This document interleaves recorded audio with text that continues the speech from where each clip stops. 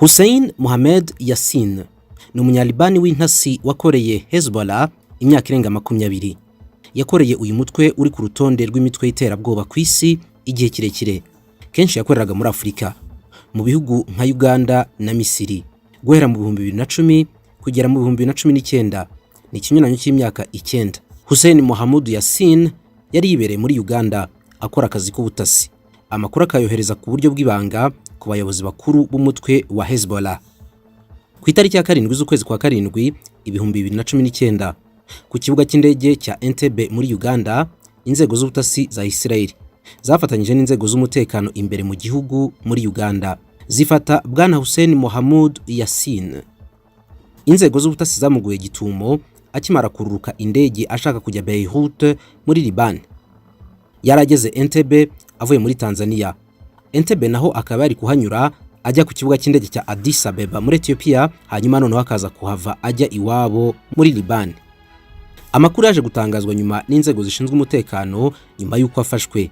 Yemeje yuko uyu mugabo mu myaka myinshi yari amaze muri Uganda yari umukozi w'imitwe y'iterabwoba, aho yayifashaga ibijyanye n'ubutasi no gushakisha abarwanyi bashya baturutse muri aka karere.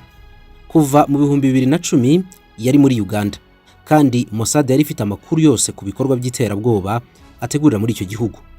Nubwo ibikorwa yateguraga byaberaga Uganda byose byari ibikorwa bifite ingaruka ku mutekano wa Yerusalemu na Tel Aviv muri Israeli, ari nacyo cyahangayikishije cyane urwego rw'ubutasi rwa Mossad. Ikora iyo bwabaga kugira ngo igenzure neza amakuru y'uyu mugabo imute muri yombi. Guhera yagera muri Uganda yarashinzwe ibintu bitatu by'ingenzi: gutara no gukusanya amakuru y'ubutasi, gushakisha abandi barwanyi bashya b'umutwe wa Hezbollah, no gukoresha abayisilamu muri Uganda na Kenya mu bikorwa by'iterabwoba mu karere, bameze nk'abakorera n'ubundi umutwe wa Hezbollah ariko mu karere. Amakuru yaje kumenyekana nyuma nuko uwitwa Ali Wahib Hussein wahimbwe akazina ka Abu Jihad, umwe mu bayobozi bakuru b'umutwe wa Hezbollah, ngo niwe ubwamwihereye akazi ko gutangira gushaka amakuru ajyanye n'ubutasi kugira ngo bifashe cyane umutwe wa Hezbollah mu karere. Muri Uganda ibikorwa yarashinzwe harimo no gutegura ibitero ku bikorwa remezo bya Israel cyangwa se iby'abanyamerika biri muri Uganda, cyane cyane nko kuri za ambasade n'amacumbi y'abadiplomate. Uretse ibi ngibi yaranashinzwe guhamagarira abandi banyalibani bakorera muri Uganda na Kenya kuza mu kazi gashya ubutasi bwa Hezbollah.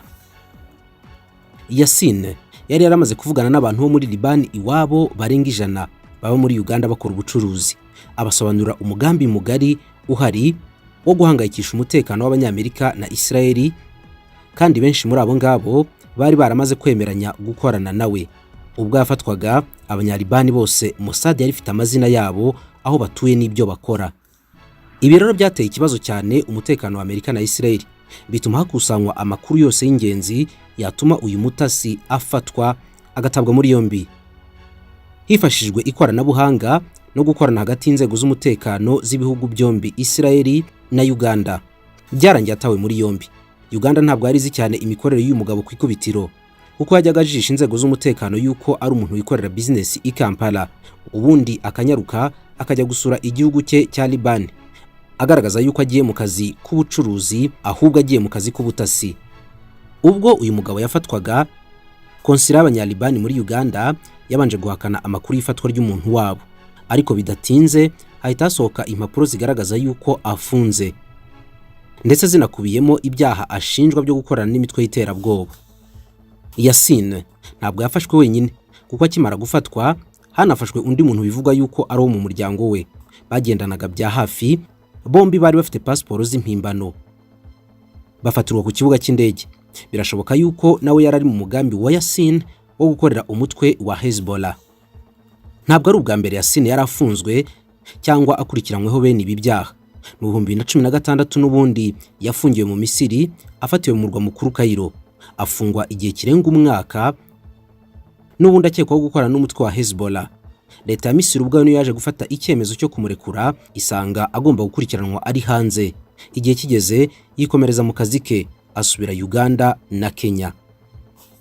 Gukorana n'umutwe wa Hezbollah bifatwa nk'icyaha gikomeye cyane umuntu wese yakora mu buryo bumwe cyangwa ubundi, agakurikiranwa nk'umugizi wa nabi cyangwa nk'uwakoze ibyaha by'iterabwoba. Hezbollah ni umutwe washinzwe na leta ya Iran ugamije guhungabanya no kwangiza ituze ry'ibihugu bitandukanye byo mu burengerazuba bw'isi, ukagendera cyane ku mahame akarishya ya Sharia, by'umwihariko guhungabanya ituze rya Leta Zunze Ubumwe za Amerika na Isirayeli. Ni umutwe w'abanyentambara cyane ku buryo no mu birango byawo ikigaragara cyane ari Kalashnikov iri hejuru y'igisenge cy'umusigiti.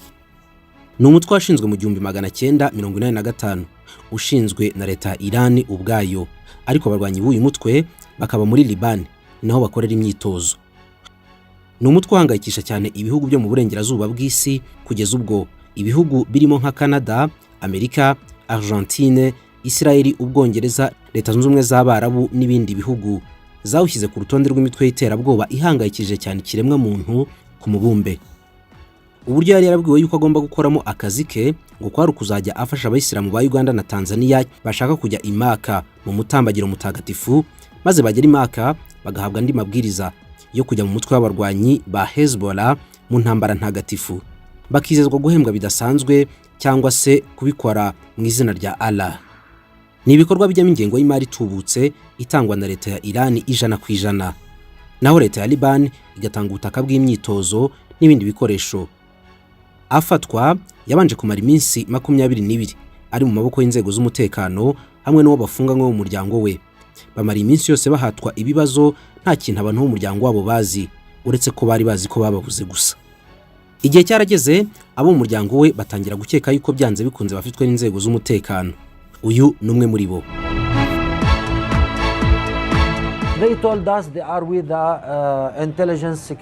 Batubwiye yuko bari kumwe n'inzego z'umutekano zishinzwe ubutasi, ariko kugeza ubu ngubu nta burenganzira bwo kugera ku bavandimwe banjye mfite.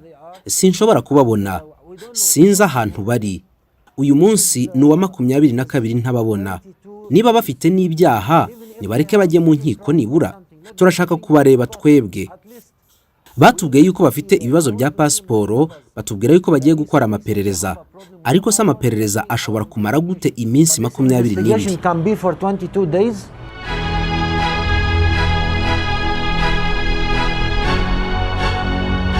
Abo mu muryango w'aba ngaba bafashwe n'inzego z'umutekano imbere mu gihugu. Ahangaha ni mbere yuko bimenyekana ko abakekwa bafitwe n'inzego z'umutekano kandi ko bakorana na Hezbollah. Umutwe wa Hezbollah ni umwe mu mitwe iteye impungenge bidasanzwe ubutegetsi bwa Israel, ku buryo banafitanye amateka y'intambara ikomeye cyane ndetse ikaze. 2006 intambara izwi ku izina rya Lebanon War cyangwa intambara ya Lebanon. Ni intambara amaze ukwezi kurenga Abayisirayeli botsa inyeshyamba za Hezbollah, ariko izi nyeshyamba nazo zikanyaruka zikotsa Umuyahudi mu gihe cy'iminsi 34 y'urugamba. Ntabwo ibintu byari byoroshye. Amajyaruguru ya Israel n'ikibaya cya Golan nta kintu cyagaragaraga mu kirere uretse gusa urusaku rw'imbunda n'ibyotsi bicucumuka mu kirere kubera gutwika icyari kiri muri aka gace cyose. Hezbollah yari ifite gahunda yo kujegeza ubutegetsi bwa Israel mu buryo budasanzwe, ahubwo no kubukubita hasi.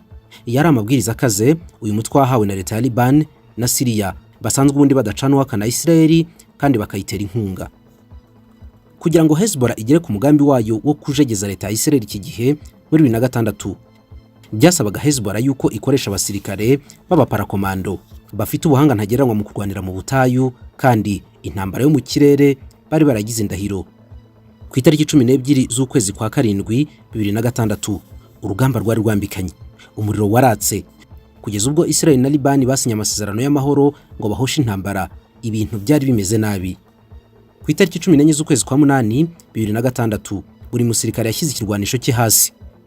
Impapuro za burundu zo guhagarika intambara zisinywa mu kwezi kwa 9 ubwo Israel yemeraga gusubiza ubwato bwa Liban yari yarashimuse muri uru rugamba. Kubera ubushobozi mu mafaranga n'ibikoresho Iran yashyiraga muri iyi ntambara ibinyujije mu mutwe wa Hezbollah, kugeza ubu ngubu abantu basanga iyi ngiyi ariyo ntambara ikaze Israel arwaniye mu karere kayo kurusha ahubwo n'ubukana bw'intambara z'uruhererekane Israel irwanamo n'Abarabu. Nibwo bwa mbere Hezbollah riteye Israel isanze ku mupaka wayo, bituma intambara ikoreshwamo ibikoresho bikaze by'intambara. Ku ruhande rwa Hezbollah hakoreshejwe bya rokete byinshi kandi biremereye byajugunywaga ku butaka bwa Israel, naho Israel nayo yakabakabye mu bubiko bwayo maze ivanamo imashini binini bya anti-tank birekura bya misiri vumbi rigatumuka. Ni intambara yanditse amateka cyane kuko abarwanyi ba Hezbollah banafashe bugwate abasirikare babiri ba Israel bahita babagira abarwanyi babo guhera icyo gihe. Intambara yashoboraga kwangiza byinshi ndetse birenze iyo iramuka imaze ukundi kwezi kumwe gusa, ku buryo uruhande urwo arirwo rwose rwari kuyitsinda n'ubundi rwari kuba rwahababariye cyane. Birumvikana yego yuko Isirayeli ihanganye na Hezbollah, ariko mu bundi buryo Isirayeli ihanganye na Iran na Liban icyarimwe, kimwe n'indi mitwe yitwa iy'iterabwoba irwanira muri kariya gace irimo nka Muslim Brotherhood n'iyindi.